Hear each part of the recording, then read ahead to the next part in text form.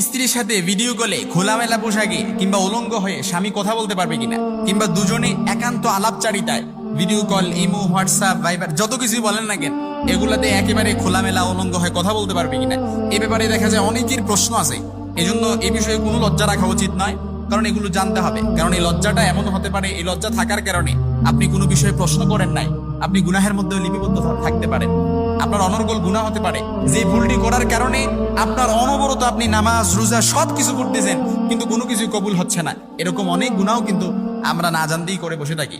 এই জন্য স্ত্রী কোলে স্বামী স্ত্রী একান্তে আলাপচারিতায় একান্তে সময় কাটাতে পারবে কিনা, কিংবা খোলামেলা পোশাকে কথা বলতে পারবে কিনা, কিংবা দেখা যায় যে ভিডিও কলে স্বামী তার যৌন চাহিদা মেটানোর জন্য হস্তমৈথুন করে ফেলে, কিংবা স্ত্রীরও যদি এরকম কোনো কিছু ঘটে যায়, তাহলে এক্ষেত্রে করণীয় কি, আমরা এটা করতে পারবো কিনা, এ বিষয়ে যদি আমি আপনাদেরকে বলি। কারণ স্বামী স্ত্রীর এটা কিন্তু একটা হালাল সম্পর্ক, স্বামী স্ত্রীর এটা কিন্তু একটা বৈধ সম্পর্ক।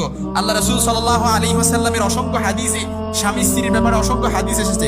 হুন্না লিবাসুল লাকুম ওয়া আনতুম লিবাসুল লাহুন্না। আল্লাহ তাআলা বলেন যে স্বামী স্ত্রী তারা হচ্ছে একজন আরেকজনের কি পোশাক।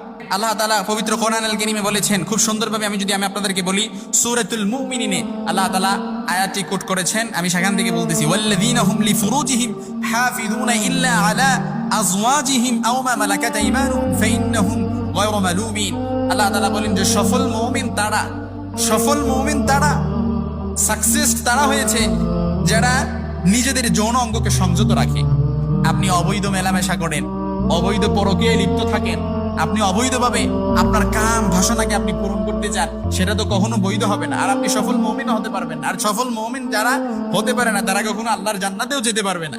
এজন্য আল্লাহ তাআলা খুব সুন্দরভাবে বলেছেন, তবে তাদের স্ত্রী ও মালিকানাভুক্ত দাসীদের ক্ষেত্রে সংযত রাখলে তা তিরস্কৃত হবে।